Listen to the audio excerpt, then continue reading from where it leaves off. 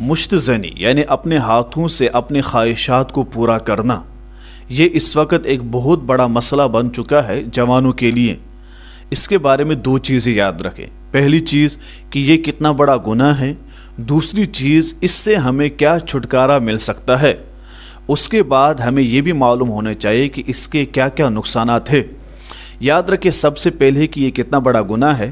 پاک پیغمبر صلی اللہ علیہ وسلم نے فرمایا کہ جو شخص یہ حرکت کرتا ہے یعنی اپنے ہاتھ سے اپنی خواہشات کو پورا کرتا ہے تو وہ اللہ تبارک و تعالیٰ کی حدود کو پار کرتا ہے، اللہ کے غضب کو دعوت دیتا ہے۔ قیامت کے دن اس کے یہ ہاتھ حاملہ ہوں گے اور اسے کہا جائے گا کہ ان کے اندر روح ڈال، یعنی ان کے اندر جان ڈال۔ یہ بندہ قاصر ہو جائے گا، یعنی نہیں ڈال سکتا روح، اس وجہ سے، اس گناہ کی وجہ سے اللہ تبارک و تعالیٰ اس شخص کو جہنم میں ڈالیں گے، چونکہ یہ کام حرام ہے۔ اللہ تبارک و تعالیٰ نے جو راستہ رکھا ہے وہ ہے نکاح، تو فمن ابتغى وراء ذلك فاولئک هم العادون۔ عورت کو چھوڑ کر، نکاح کے بغیر اگر آپ کوئی اور طریقہ اختیار کرتے ہیں جس سے آپ اپنی خواہشات پوری کرتے ہیں، وہ تو ایک سرکشی ہے، گناہ ہے، حرام ہے، اس کی شریعت میں بالکل بھی اجازت نہیں ہے۔ یہ تو ہمیں معلوم ہے کہ ایسا شخص اللہ تبارک و تعالیٰ کی حدود کو پار کرتا ہے، ایسا شخص اللہ کے غضب کو دعوت دیتا ہے، ایسا شخص دنیا میں بھی ملعون ہے، آخرت میں ملعون ہے۔ ایسا شخص یہ گناہ کرنے کی وجہ سے قیامت کے دن جہنم میں ڈالا جائے گا۔ تو یہ ہمیں معلوم ہونا چاہیے کہ یہ ایک بہت بدترین گناہ ہے۔ نمبر 2 یہ ہے کہ ہم اس گناہ سے چھٹکارا کیسے پا سکتے ہیں۔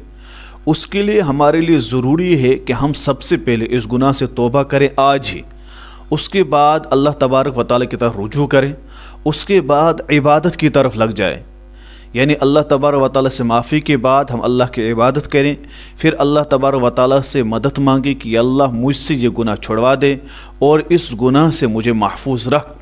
اور ہمیں معلوم ہونا چاہیے کہ قرآن پاک میں اللہ تبارک و تعالیٰ فرماتے ہیں ان الصلاۃ تنہی عن الفحشاء والمنکر، نماز ہی ہے جو ہمیں اس گناہ سے روک سکتی ہے، چونکہ نماز کی طرف ہم جب جائیں گے، اللہ کے دربار میں ہم جب جائیں گے تو یہ گناہ ہم سے دور ہوتا جائے گا اور اللہ تبارک و تعالیٰ بھی ہماری مدد فرمائیں گے۔ یہ تب ہے کہ جب ہم اللہ کی عبادت کی طرف جائیں گے۔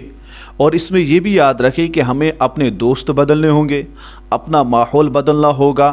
جب ہم دوست اور اپنا ماحول بدلیں گے، یعنی ایسے دوست جو ہمیں اس گناہ کی طرف لے جاتے ہوں اور ایسا ماحول جو ہمیں اس گناہ کی طرف لے جاتا ہو، اس کو چھوڑیں گے ہم، پھر ہم نیکوں کے راستے پر چلیں گے، نیک لوگوں کے ساتھ بیٹھیں گے، نیکوں کے ساتھ تعلق رکھیں گے، عبادت میں لگ جائیں گے، تو یہ گناہ جو ہے ہم سے یہ چھوٹے گا۔ پھر بھی اگر ہماری خواہشات بڑھ رہی ہے تو شریعت نے، اسلام نے ہمیں بتایا یا تو نکاح کرو، اگر ابھی نکاح نہیں ہو رہا ہے تب تک ہمارے لیے شریعت کا حکم ہے کہ ہم روزے رکھیں۔ روزہ رکھنے سے ہمارے خواہشات اور ہمارا نفس کنٹرول میں رہے گا جب تک ہم روزہ رکھیں گے۔ تو روزہ رکھ کر ہم اس کو کنٹرول میں رکھیں، اور دوسرے یہ ہے کہ نیک لوگوں کی صحبت میں رہے، دین کی طرف جائیں، عبادت میں لگ جائے، تو یہ چیز ہمیں چھوٹ جائے گی۔ تیسری چیز کہ اس کا نقصان کیا ہے، اس کو اگر ہم سوچیں گے تو یہ گناہ ہم سے چھوٹ سکتا ہے۔ اس کے لیے یہ ہے کہ ہم کاپی اور پین لیں، ہم اوپر لکھیں اس گناہ کو، پھر نیچے لکھیں اس کے نقصانات کیا ہے۔ سب سے پہلے ہمیں معلوم ہے کہ خواہشات کی ہم جب اس طرح ہم اپنی خواہشوں کو پورا کرتے ہیں، اس وجہ سے ہمارے جسم پر بہت زیادہ اثر پڑتا ہے۔ سب سے پہلے ہمیں یہ ہونا چاہیے کہ اس سے میں نامرد ہو سکتا ہوں، اس سے آگے مجھے یہ پرابلم ہو سکتی ہے کہ میں اپنی بیوی کی خواہشات کو پورا نہیں کر سکتا ہوں، اس سے مجھے یہ نقصان ہو سکتا ہے کہ کل جا کر میرا بچہ پیدا نہیں ہو سکتا۔ اور ایسا ہوتا ہے کہ اگر آپ اپنی خواہشات کو غلط طریقے سے پورا کرتے ہیں، پھر اس کے یہ اثرات پڑ سکتے ہیں آپ کو۔ سب سے پہلے آپ نامرد ہو سکتے ہیں، نمبر 2 آپ اپنی بیوی کی خواہشات کو پورا نہیں کر سکتے، پھر آپ کو بہت ساری چیزوں کا سامنا کرنا پڑے گا، لوگ کہیں گے کہ نامرد ہے، یا آپ کو بچہ نہیں ہوگا، یا ایک اور نقصان یہ ہے کہ جوان ہوں گے آپ لیکن بوڑھا دکھیں گے، آپ کے اندر آپ کا دل کمزور ہو جائے گا، آپ کا دماغ کمزور ہو جائے گا، آپ کو ہر چیز سے ڈر لگنا لگے گا، آپ اتنے کمزور ہو جائیں گے کہ جوانی کی عمر میں بھی آپ کو یوں محسوس ہوگا کہ جیسے میں 60-70 سال کا ہوں۔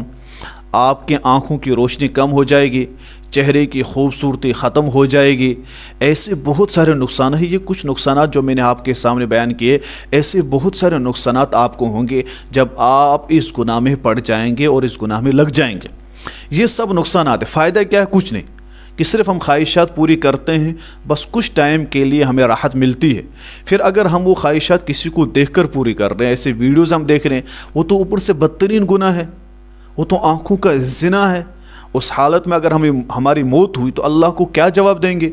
اسی طور پر ہم جب اپنے خواہشات ہم نے پوری کر دی، پھر اس کے یہ نقصانات ہیں۔ بہتر کیوں نہ ہے کہ یا تو ہم نکاح فی الفور کر دیں، گھر والوں کو کہہ دے کہ ہمارا نکاح کرا دے، کہ چونکہ جب خواہشہ بڑھ جائے انسان اس گناہ پر آئے، اس پر تو نکاح فرض ہے۔ اگر نکاح ابھی نہیں ہو رہا تو روزہ رکھ کر کنٹرول کر دے۔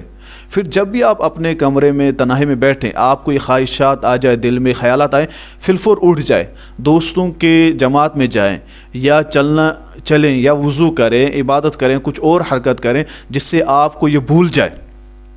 یاد رکھیے، یہ مانتے ہیں کہ یہ ایک بہت ہی سخت مرحلہ ہے، جب انسان کو یہ برے خیالات آتے ہیں، خواہشات، اور پھر آس پاس ایسی چیزیں ہیں، ماحول ایسا ہے کہ انسان اس پر کنٹرول نہیں کر پاتا ہے۔ لیکن چونکہ اس کے علاوہ آپ کے پاس کوئی راستہ بھی نہیں ہے، آپ کو خواہشات کو دبانا ہے، کنٹرول کرنا ہے، راستہ تو صرف تھا یہی کہ آپ نکاح کرتے، اس کے علاوہ کوئی اور راستہ آپ اپنائیں گے وہ تو حرام ہے، شرعاً جائز نہیں ہے، وہ تو بالکل غلط ہے۔ صرف نکاح ہی ایک راستہ تھا، لیکن اگر ابھی نکاح نہیں ہو رہا تو اس وجہ سے آپ کو یہ چیز کرنی پڑے گی، یعنی جو چیزیں میں نے آپ کو بتائی، یہ چیزیں اور یہ حربیں آپ کو اپنانی پڑے گی۔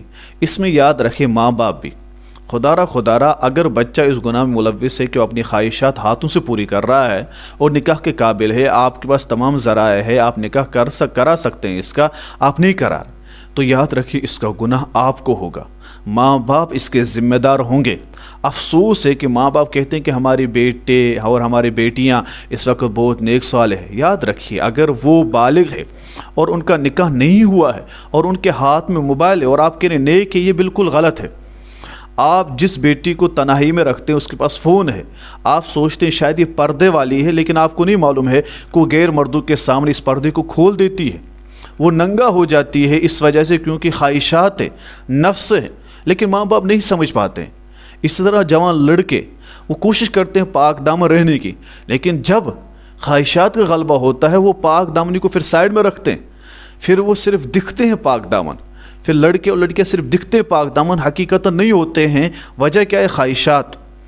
اس وجہ سے ہمارے لیے ضروری ہے، لازم ہے کہ ہم اپنے بچوں کی وقت پر شادی کریں اور وقت پر ہی اپنی بیٹی کو رخصت کریں، ان کو ان کا حق دیں۔ جس طرح کھانا ضروری ہے، جس طرح پینا ضروری ہے، اسی طرح یہ تیسری چیز بھی ضروری ہے، یعنی اس کی خواہشات کی تکمیل۔ اگر آپ نے دبا کے رکھا، افسوس ہے ان باپ پر، وہ کہتے ہیں ہم جب ریٹائر ہوں گے یا کوئی گھر بن جائے گا، اس کے بعد پیسے آئیں گے، پھر بیٹی کے بارے میں سوچیں گے۔ 30-35 سال کی عمر میں آپ بیٹی کی شادی کر رہے ہیں، کتنا ظلم آپ اپنی بیٹی پر کر رہے ہیں، اس کا گناہ ہوگا۔ ذرا سوچیں، بیٹے پر ظلم کر رہے ہیں۔ زیادہ سے زیادہ 18-19 سال کی عمر میں بیٹی کو آپ اپنے گھر سے رخصت کر دیں، بیٹی کی شادی 22-25 سال کی عمر میں آپ کر دیں۔ لیکن افسوس ہے، ہمارے یہاں ایک لمبا پروسیس چلتا ہے، پہلے یہ گھر بنائے گا، پھر کمائے گا، تب تک 35 سال کا ہوتا ہے، اور پھر اس کی شادی کراتے ہیں، تب تک اس نے کتنے گناہوں ملوث ہوتا ہے۔ پاک دامنی جو جوانی میں اس کو پاک دامن رہنا تھا، جس کا اس کو ثواب ملتا، اجر ملتا، اس سے یہ پھر ختم ہو جاتا ہے، یعنی وہ چیز اپنا نہیں سکتا۔ اس کی وجہ یہ ہے کہ اس کے وقت پر نکاح نہیں ہوتا ہے۔ اس وجہ سے خدا نکاح کو عام کرے، زنا کو ختم کرے، اور جوانوں کے لیے کہ اپنی خواہشات کو کنٹرول کرنے کے لیے یہ چیزیں اپنائیں، تاکہ اللہ اور اللہ کے رسول کی رضامندی ہو اور اللہ کی رحمت ہو ہم پر۔ پھر ہماری زندگی کا اختتام چونکہ موت ہے، اللہ کے یہاں جواب دینا ہے، کل قیامت کے دن ایسے حالت میں ہم کھڑے نہ ہو جس کی وجہ سے ہماری پکڑ ہو۔ اللہ ہماری حفاظت فرمائے۔